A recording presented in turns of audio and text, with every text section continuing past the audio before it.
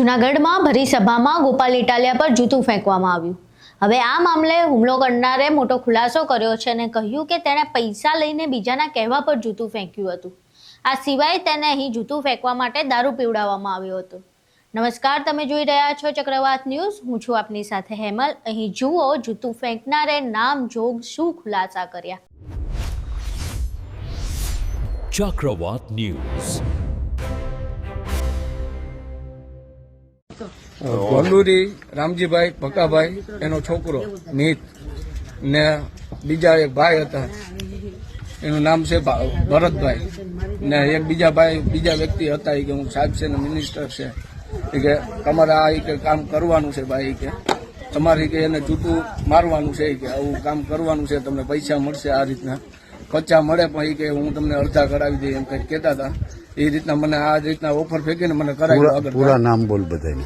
ને મિત નામ છે, એક ખંડુરીનો મિત કરીને છે, રામજીભાઈનો છોકરો ભકાભાઈનો મિત ને એક બીજા બાપભાઈ રાજુભાઈ કરીને 4 વ્હીલ વાળા ભાઈ ને એક બીજા ભાઈ હતા, એને મારું નામ પોલીસમાં કોણ હતો ને એક કોક ભાઈ હતો ડ્રાઈવર કરીને એ કે હું પોલીસમાં છે ને આમ છે ને તેમ છે એ કે તમે કઈ વાળ વાકો ના થવા દો કે તમે કે આ વસ્તુ કરજો કે જરૂર। ને મને માણાવદર ખાસ ગાડી તેડવા આવી હતી 4 વ્હીલ, હું પ્રોગ્રામ કરું છું, વગાડવાનું કરું છું, માણાવદર વગાડવા વહી ગયો તો મને ત્યાંથી તેડી ગયા ને જબરજસ્તી દારૂ પાઈને આવું વગાડવાનું કરે કે આ બગાડવાનું કરે કોકને એ રીતના મને લઈ ગયા હતા આ રીતના।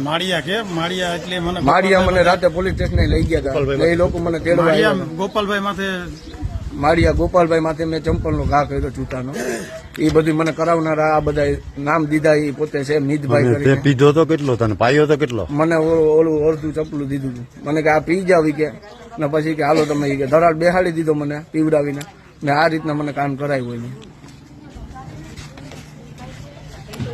હવે આ સભા દરમિયાન શું થયું અને જૂતું ખાધા બાદ આપ નેતા ગોપાલ ઇટાલિયાએ શું કીધું તે પણ જુઓ। અમારા બધાની ઉપર કેસ બહુ છે, મારા ઉપર, ઈસુદાનભાઈ ઉપર, ચૈતરભાઈ ઉપર, આ પિયુષભાઈ ઉપર, રાજુભાઈ બોરખતરિયા ઉપર।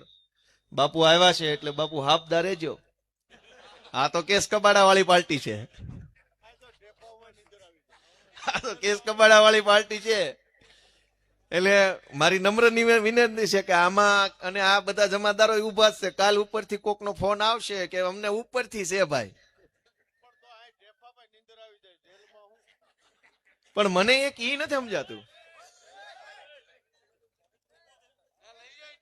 લ્યો બોલો, આને શું થઈ ગયું? અત્યાર સુધી કમ્પ્લેટ બેઠો તો રૂડો રૂપાળો, ઘડીકમાં ક્યાં અવતાર આવ્યો? આમ થાય જુઓ, હજુ તું બોલી રહ્યો છું, તૈયાર રહેજો, ત્યાં કરી ફોન આવ્યો, હવે કરવાનું છે એમ? બરાબર, કાંઈ નહીં, ના ના મારતા નહીં ભાઈ, ખૂણામાં લઈ જઈને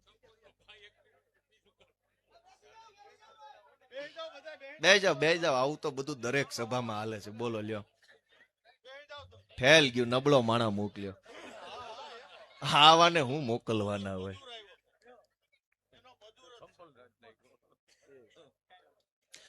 બેહો બાપા, બેહો વાલા, બેહો।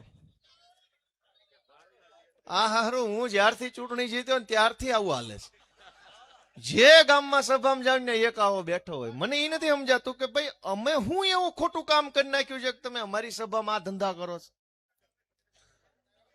ભાઈ ખોટું કરનારા હું નથી કર્યું, કેટલું ખોટું નથી કર્યું એ બધા જ ભાજપમાં બેઠા છે। અમારી સભામાં આવીને કોક પ્રશ્ન પૂછી જાય, કોક સપલા મારી જાય, કોક પાણકા મારી જાય, આ શું હાલે છે? તમે વિચાર કરો। મને એમ લાગે છે કે આ લોકોથી જીરવાતું નથી, આવા હારા માણસો, આબરૂદાર માણસો આમ આદમી પાર્ટીમાં જોડાય ને જીરવાતું નહીં હોય। ભાજપે તો એવું કામ કર્યું ને કે હારા માણસોને ઘરે બેહાડી દીધા, અનેક હારા હારા આબરૂદાર, ઇજ્જતદાર, વજનદાર સમાજના માણસો એને ઘરે બેહાડી દીધા હતા, અને હારા માણસો તે લાચારીમાં, મજબૂરીમાં થાકીને કંટાળીને ઘરે બે ગયા, મૂકો લપ પડતી આ ભાજપનું તો કઈ થાય એમ નથી। ભલું થાય અમારા વિસાવદરના ખેડૂતોનું કે એને એક રસ્તો કરી આપ્યો હારા માણસોને, અને હારા માણસો વળી પાછા ખુલીને બહાર આવવા લાગ્યા, આમ આદમી પાર્ટીમાં જોડાવા લાગ્યા। તો મારા બેટા ભાજપ વાળાના પેટમાં નકલી તેલ રેડાણું, કે હારા માણસો આગળ આવશે તો અમારું શું થાય, પણ હવે તમારું જે થવાનું છે નક્કી કરી રાખ્યું. ચૂંટણી આવવા દો એક વખત. દોસ્તો, હું તમને એક જ વિનંતી કરું છું, પડી ગયું થાળે? એમ નહીં પડે, એ ચૂંટણી પછી જ પડશે. એ ચૂંટણી પછી જ થાળે પડે એમ છે. અને ચૂંટણીમાં તમે હાફદાર રહેજો, હરખું દાડું મારો ને તો જ થાળે પડશે. નકર આ ગોહો છે ઊંડો. આ ગોહો એમ છે વાતે જાય એમ નથી. 30 વર્ષથી ગોહો કર્યો છે અને હાવણા સિવાય હાલે એમય નથી. હવે તો હાથ વાળા કરી કોશિશ પણ હાથે કામ ન થયું. ગોહો જ એટલો બધો, હાવણો જ મારવો પડે એમ છે. અને એટલે તમને વિનંતી કરવી છે કે દોસ્તો જરાક આપણે જાગૃત બનીએ. અમારી રાજકોટની સભામાં, મોરબીની સભામાં, જામનગરની સભામાં, કચ્છની સભામાં, આ ઘેડમાં પ્રવીણભાઈની સભામાં, બાકી રહ્યું હતું માળિયાની સભામાં આની એક પરમિશન લખાઈ નાખીએ, જોડું મારવાની પરમિશન. આપણે પરમિશન લેવી ત્યારે કેટલા માણસો મારવા માંગે તો કે 2, એટલે આને ખુરશી આપી દેવાની, પોલીસ બૂમ દેવાના. કેટલા વાગ્યે મારશે તો કે ગોપાલભાઈ 20 મિનિટ બોલે પછી મારશે. આ પરમિશન. એટલે એને ઉપાધિ નહીં, આપણે આપણને ખબર હોય કે 20 મિનિટ પછી 20 ને 22 આવવાનું છે, એટલે 2 મિનિટ ઉભા રહી જાય, એનું કામ કરીને પછી લઈને વયો જવાનું, હળો કરીને ભાઈ નીકળ, હાલ કામ પૂરું. હું ધંધા આદર્યા છે. પહેલા જામનગર અને હવે જુનાગઢમાં ગોપાલ ઇટાલિયા પર જાહેરમાં જૂતું ફેંકવામાં આવ્યું.